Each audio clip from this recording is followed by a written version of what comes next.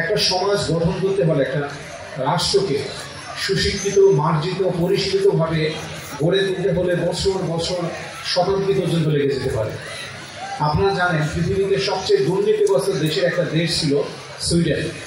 100-150 বছর আগে সেখানে সরকারি প্রতিষ্ঠানের বাইরে লিখে দেওয়া হতো এই কাজের জন্য এত টাকা দিতে হবে। বিশ্বাস করা যায়? আজকে সুইডেন পৃথিবীর সবচেয়ে কম দুর্নীতিগ্রস্ত 5টি দেশের মধ্যে একটি দেশ। এটা কিন্তু একদিনে হয়নি, 1 মাসে হয়নি। মানুষের মন এবং বিবেককে যখন পরিবর্তন করা সম্ভব, তখন একটা ন্যায়ভিত্তিক, যেটা অমর্ত্য সেন বলছেন যে সোশ্যাল জাস্টিস বা ট্রু ডেভেলপমেন্ট, সত্যিকারের যেটা উন্নয়ন অমর্ত্য সেনের ভাষায়, সেটা অর্জন করা সম্ভব। আমাদের অর্থনৈতিক দিক থেকে ম্যাটেরিয়ালিস্ট বা বস্তুবাদী বা ভোগবাদী দৃষ্টিকোণ থেকে যদি আমরা দেখি, আমাদের সকল বাবা মার, সকল শিক্ষকের, সকল প্রশাসকের, সকল সমাজের সকল শ্রেণীর মানুষের 2-1 ব্যতিক্রম বাদে আমাদের উদ্দেশ্য থাকে আমাদের সম্পদ অর্জন করতে হবে। সেটা কিভাবে হবে? যে কোনো উপায় হতে পারে।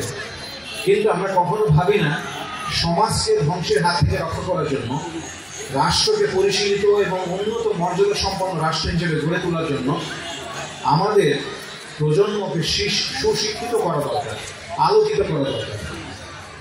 সেই বিষয়টা আমরা ভুলে যাই। আবার বর্তমানে আর একটা বড় সমস্যা হয়েছে, আমি আপনাদের বেশি সময় নেব না, 2 মিনিটের মধ্যে শেষ করবো ইনশাআল্লাহ। বর্তমানে যে বড় একটা সমস্যা হচ্ছে সেটা হচ্ছে যে আমাদের সার্টিফিকেট বা আমাদের সনদধারী অনেক লোক পাওয়া যাচ্ছে, শিক্ষিত লোকের অভাব হচ্ছে। মাস্টার্স পাস করে এসেছে কিন্তু ছোট একটা বানান, বাংলা বানান, সেটাও ভুল করছে। এই সমস্যাগুলো হওয়ার হামেশাই হচ্ছে এবং এটার সংখ্যা আরও বেড়েই যাচ্ছে। তাহলে প্রশ্ন থাকে, বিবেকানন্দের ভাষায় এমন শিক্ষিত লোক লইয়ে আমি কী করব? আমাদের মনে হয় জাতি হিসাবে, ব্যক্তি হিসাবে, পারিবারিক এবং সামাজিক জীব হিসেবে, নাগরিক হিসেবে আমাদের বসার সময় এসেছে। নিজেদেরকে আত্মসমালোচনায়, নিজেদের সোল সার্চিং, আত্মাকে বারবার ঘষে মেজে পরিষ্কার করার সময় এসেছে। আমরা শিক্ষার কথা বলি, এটা শুধু ইনফরমেশন জানার কথা নয়। শিক্ষা মানে কোনো একটা ব্যক্তির তথ্য জানবে, বিশেষ পরীক্ষায় পাস করবে, চাকরি পরীক্ষায় 100টা অঙ্ক করবে, 10টা আসবে, এটা না।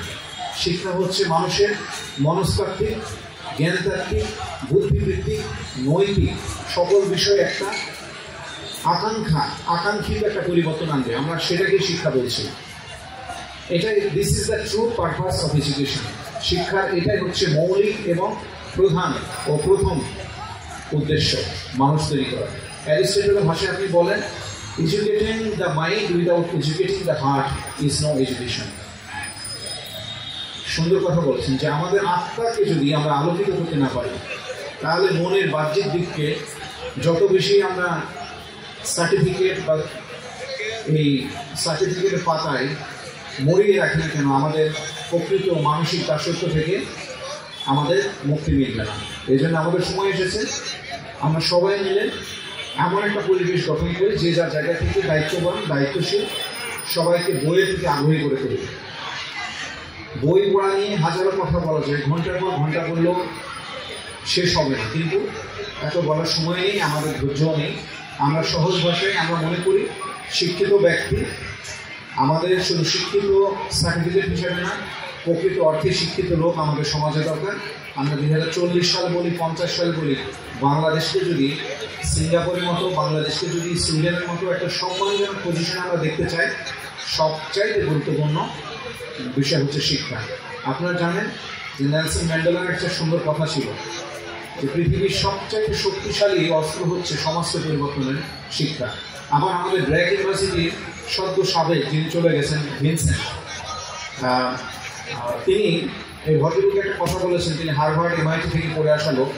তিনি বলেছেন বাংলাদেশের সবচেয়ে গুরুত্বপূর্ণ যে জায়গায় গুরুত্ব দিতে হবে সেটা হচ্ছে শিক্ষা, এবং শিক্ষা খাতে তিনি প্রয়োজনে আরও বেশি ইনভেস্টমেন্ট করার জন্য বলেছেন।